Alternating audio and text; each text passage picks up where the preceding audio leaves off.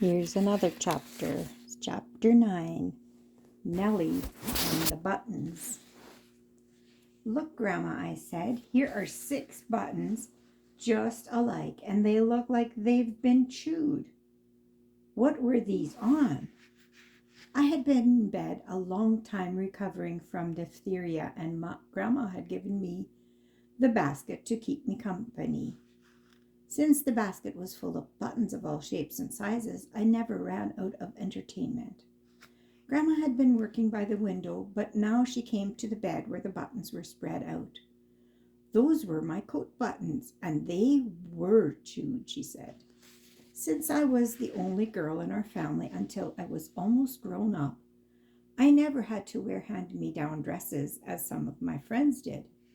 Ma made all our clothes, even Pa's and the boys.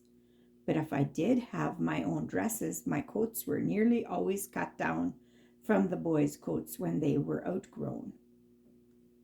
This winter, Reuben needed a new coat, but Roy did not, so Ma decided to make my winter coat out of Reuben's old one. He was growing so tall that he had only worn it 1 year, and the wool was still good. Ma took it apart carefully, cleaned and brushed the pieces, and soon there was a nice new coat for me. I liked the coat very much, but I did not want new buttons on it. But I did want new buttons on it. Ma thought not. These were good buttons and would look fine just as they had on Reuben's coat. "But Ma," I protested, "everyone will know that was Reuben's coat with those old buttons on it. Why can't I just have pretty new ones? They don't cost much." Pa was sympathetic and offered to go to town for buttons, but Ma would not hear of it. We didn't need to spend money for something that wasn't necessary. When Ma had her mind made up, there was no point in wasting time trying to change it. So I resigned myself to the old buttons and began to be anxious for the weather to turn cold so I could wear the coat. When it did get cold, though, we discovered something that no one had counted on. Reuben was the oldest boy, and since he had been small, he had followed Pa about the farm and tried to help. He was personally acquainted with every animal on the place, and they were all close friends. Whenever Reuben went to the barn or field, the horses, cows, pigs, and sheep came to be talked to and rubbed. Reuben had named each one and seemed to have time to give them all some attention. Pa had grumbled about farm animals not being pets, but no one thought seriously of stopping Reuben, for he did have a way with animals.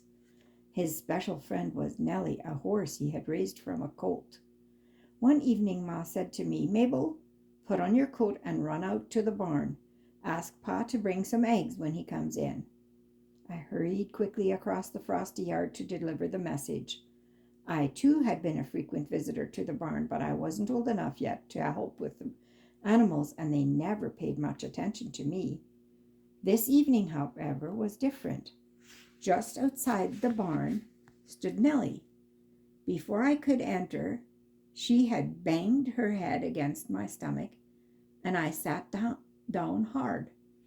Reuben came running when he heard me scream and led Nelly away from the door. When he had picked me up and brushed me off, he said to Pa, "Whatever got into that horse? She's never done that before."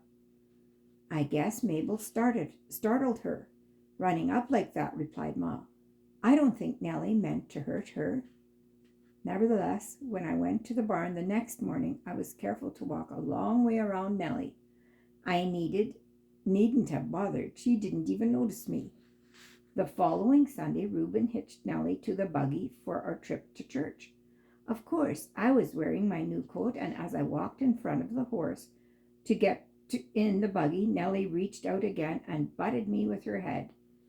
This time, before Pa could reach me, Nelly was chewing on one of my coat buttons. "Now, what did she do that for?" asked Ma. "What's the matter with that horse, anyway? Mabel, have you been teasing her?" No, I had not. In fact, I had been going out of my way to stay away from her. There seemed to be no reason for a gentle horse to suddenly began knocking a little girl around. The odd thing was that Nelly didn't do it every time she saw me. Most of the time she paid no attention to me at all. Finally, after several encounters when the horse had managed to chew my coat buttons before someone could rescue me, Reuben came up with the answer. "Ma," he said, "Nelly only goes after Mabel when she has that coat on. I think Nelly remembers those buttons when they were on my coat. I trained her to shake the front of my coat to get sugar. I think that's what she wants, and she isn't just knocking Mabel down to be mean." But Ma was doubtful. "I know you think that horse is pretty smart," she told Reuben, "but she isn't smart enough to remember buttons." However, when Nelly continued to make life miserable for me whenever I wore that coat, Ma began to change her mind. Finally, one day she said to Pa, "I believe Reuben is right about that coat. Maybe I'd better change the buttons and see if Nelly will leave Mabel alone." So I had my wish after all. Pa and I made the trip to town and picked out new buttons for my coat. And sure enough, Nelly didn't do any more than look at me when I walked past her.